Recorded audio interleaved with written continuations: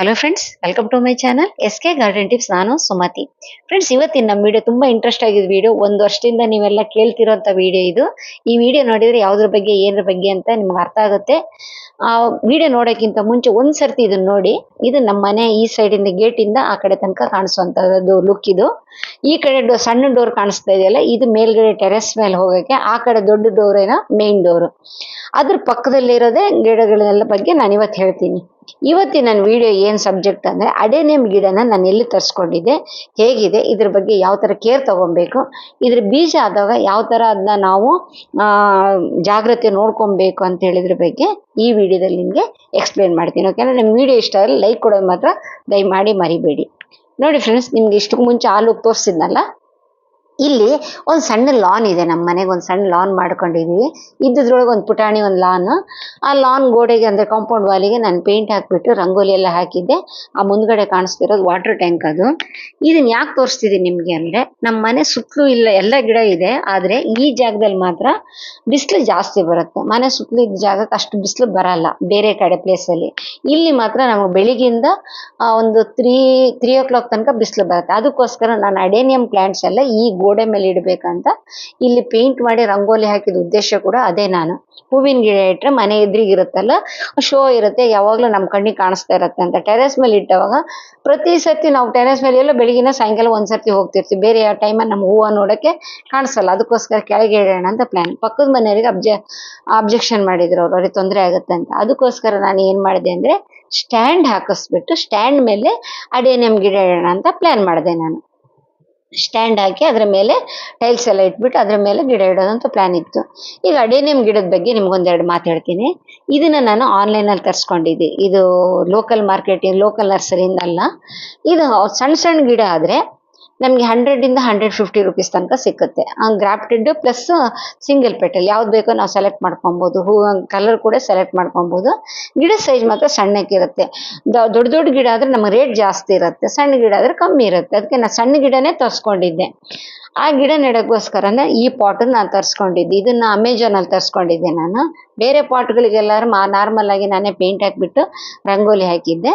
ಇದು ನಾನು ಏನೋ ಸರ್ಚ್ ಮಾಡ್ತಾ ನಂಗೆ ಈ ಪಾಟ್ ಕಾಣಿಸ್ತು. ನಂಗೆ ತುಂಬಾ ಇಷ್ಟ ಆಯ್ತು. ಇದು ಒಂಥರ ವೆರೈಟಿ ಆಗಿರುತ್ತಲ್ಲ ಅಂತೇಳಿ ಇದನ್ನ ನಾನು ತರಿಸ್ಕೊಂಡ್ಬಿಟ್ಟು ಇದರಲ್ಲಿ ಆ ಗಿಡ ಅದು ಇಡಕ್ಕೆ ಸ್ವಲ್ಪ ಕನ್ವೆಂಟ್ ಆಗಿರ್ಬೇಕಲ್ಲ ಸ್ಟ್ಯಾಂಡ್ ಮೇಲೆ ಇಡಕ್ಕೆ.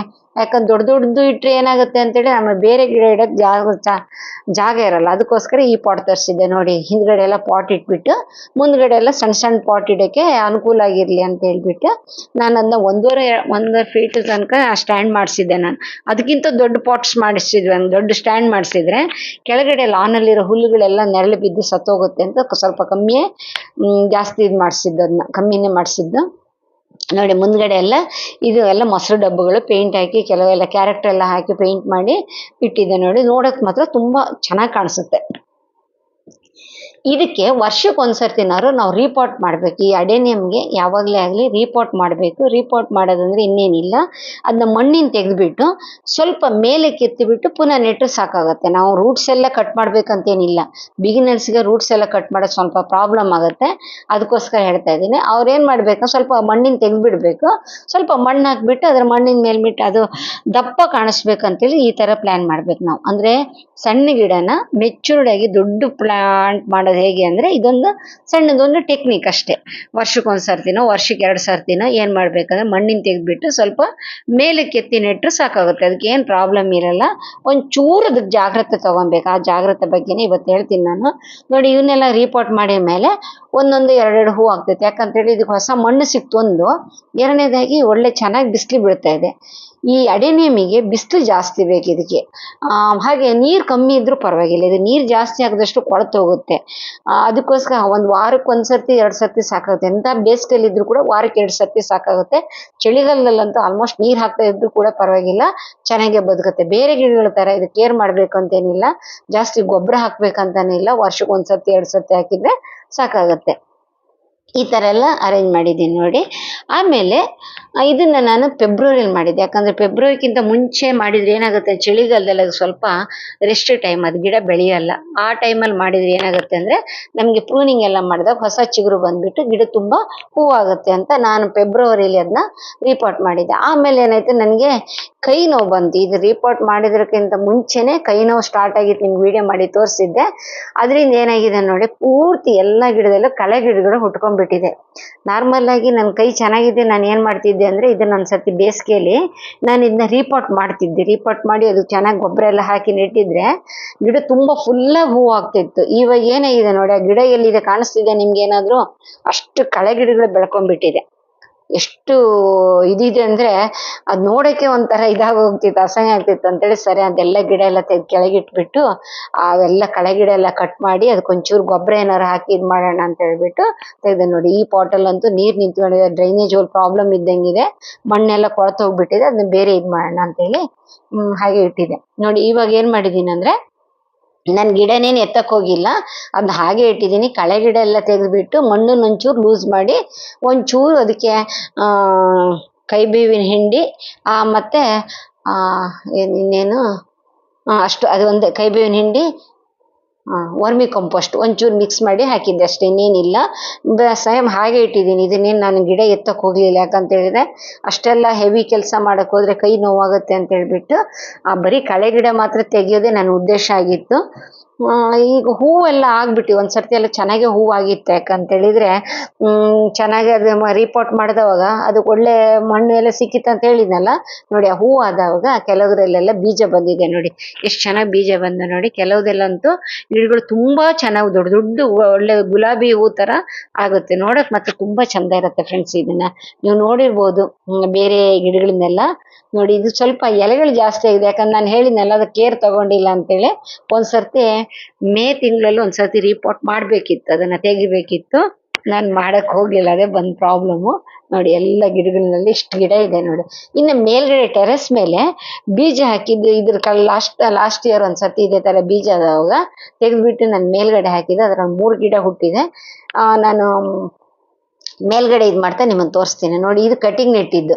ತುಂಬಾ ಜನರಿಗೆ ಒಂದು ಇದಿರುತ್ತೆ, ಅನುಮಾನ ಇರುತ್ತೆ, ಏನಂದ್ರೆ ಕಟಿಂಗ್ ನೆಟ್ಟಾಗಿ ಬರುತ್ತಾ ಅಂತ. ಕಟಿಂಗ್ ತೆಗೆದ್ರು ಕೂಡ ಬರುತ್ತೆ ಫ್ರೆಂಡ್ಸ್, ಇದು ಏನು ಪ್ರಾಬ್ಲಮ್ ಇರಲ್ಲ.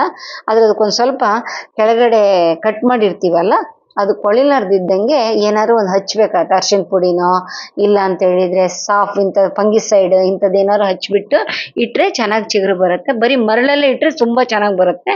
ನಾನು ನಾರ್ಮಲ್ ಆದ ಮಣ್ಣಲ್ಲೇ ನೆಟ್ಟಿದ್ದೆ. ಸುಮಾರು ಕಟಿಂಗ್ ತೆಗೆದ್ರೆ ಸ್ವಲ್ಪ ಮಾತ್ರ ಬದುಕಿದೆ ನೋಡಿ. ಆಮೇಲೆ ಕಳೆ ಗಿಡ ಎಲ್ಲ ತೆಗೆದು ಮತ್ತೆ ಪುನಃ ನಾನು ಅದನ್ನ ಯಾವ ಪ್ಲೇಸಲ್ಲಿ ಇತ್ತು ಅದೇ ಪ್ಲೇಸಲ್ಲೆಲ್ಲ ಇಟ್ಟಿದ್ದೀನಿ ಗಿಡನ. ಇವಾಗ ಸ್ವಲ್ಪ ಅದಕ್ಕೆ ಉಸಿರಾಡಕ್ಕೆ ಸ್ವಲ್ಪ ಜಾಗ ಸಿಕ್ಕಿದೆ. ಫಸ್ಟಿಗೆ ಅದ್ರ ಉಸಿರಾಡಕ್ಕೆ ಕೂಡ ಜಾಗ ಇರ್ತಿಲ್ಲ. ಈ ಹರವೆ ಗಿಡ ಎಲ್ಲ, ಈ ಕಾಟು ಹರವೆ ಉಟ್ಕೊಂಡ್ಬಿಟ್ಟು ಆ ಬೇರೆ ಅದಕ್ಕೆ ಸಿಕ್ಕಾಪಟ್ಟೆ ಒಳಗಡೆ ತನಕ ಹೋಗಿತ್ತು. ನಾನು ಒಬ್ಳೆ ಮಾಡೋಕ್ಕಾಗಿಲ್ಲ, ಬೇರೆ ಒಬ್ಬರ ಹೆಲ್ಪ್ ತಗೊಂಡ್ಬಿಟ್ಟು ನಾನು ಇದು ಮಾಡೋಕ್ಕಾಯ್ತು. ಯಾಕಂದ್ರೆ ಅಷ್ಟು ಬಾರದ್ಗೆ ಬೇರೆ ಕೆಳಗೆ ತನಕ ಹೋಗಿದ್ದು. ನನಗೆ ಎಳೆಯ ಕೈ ಸ್ವಲ್ಪ ಪ್ರಾಬ್ಲಮ್ಮೇ ಇದೆ, ಇನ್ನು ಪೂರ್ತಿ ಕೈ ನೋವು ಕಮ್ಮಿ ಆಗಿಲ್ಲ.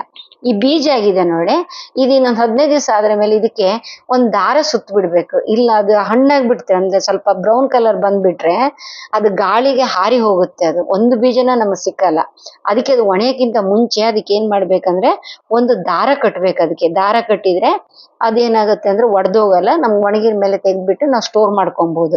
ಈಗ ಮಳೆಗಾಲ ಸ್ಟಾರ್ಟ್ ಆಯ್ತು. ಆಕ್ಚುಲಿ ಇದು ಮಳೆಗಾಲದೊಳಗೆ ಬೀಜ ಆಗ್ಬೇಕಿತ್ತು. ಇದೀಗ ಇದು ಎಷ್ಟು ತನಕ ಸಕ್ಸಸ್ ಆಗುತ್ತೋ ಗೊತ್ತಿಲ್ಲ. ಈ ಸೀಸನ್ ಅಲ್ಲಿ ಆಗಿದ್ ಬೀಜ ಅಂತೂ ತುಂಬಾ ಗಿಡದಲ್ಲಂತೂ ಬೀಜ ಆಗಿದೆ.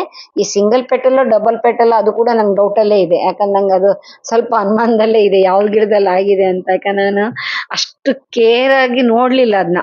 ಆಕ್ಚುಲಿ ಅದಕ್ಕೆ ನಾವು ಹ್ಯಾಂಡ್ ಪಾಲಿನೇಷನ್ ಕೂಡ ಮಾಡ್ಬೋದು. ಹ್ಯಾಂಡ್ ಪಾಲಿನೇಷನ್ ಮಾಡಿದ್ರೆ ಇನ್ನೂ ಚೆನ್ನಾಗಿ ನಮಗೆ ಅದರಲ್ಲಿ ಬೀಜ ಆಗುತ್ತೆ. ಇದು ಫ್ರೆಂಡ್ಸ್, ಇದು ನನಗೆ ಗೊತ್ತಿದ್ದು 4 ಪಾಯಿಂಟ್ಸ್ ಹೇಳಿದ್ದೀನಿ ನಿಮಗೆ ಅಡೆನಿಯಂ ಬಗ್ಗೆ. ನಿಮ್ಗೆ ಏನಾದ್ರು ಯೂಸ್ ಆಗಿದೆ ಅಂದ್ಕೊಂಡಿದ್ದೀನಿ. ಯೂಸ್ ಆದರೆ ಒಂದು ಲೈಕ್ ಮಾಡಿ, ಏನು ಅನಿಸ್ತು ಅಂತ ಕಾಮೆಂಟಲ್ಲಿ ಹೇಳೋದು ಮರಿಬೇಡಿ. ಸಬ್ಸ್ಕ್ರೈಬ್ ಮಾಡ್ಕೊಳ್ಳಾರ್ದಿದ್ರೆ ಸಬ್ಸ್ಕ್ರೈಬ್ ಮಾಡ್ಕೊಳ್ಳಿ. 4 ಜನರಿಗೆ ಶೇರ್ ಮಾಡೋದು ಮಾತ್ರ ಅಸಲು ಮರಿಬೇಡಿ. ಓಕೆನಾ? ನೆಕ್ಸ್ಟ್ ಒಳ್ಳೆ ವಿಡಿಯೋದಾಗ ಬರ್ತೀನಿ. ಅಲ್ಲಿ ತನಕ ಟೇಕ್ ಕೇರ್ ಫ್ರೆಂಡ್ಸ್. ಬಾಯ್ ಬಾಯ್.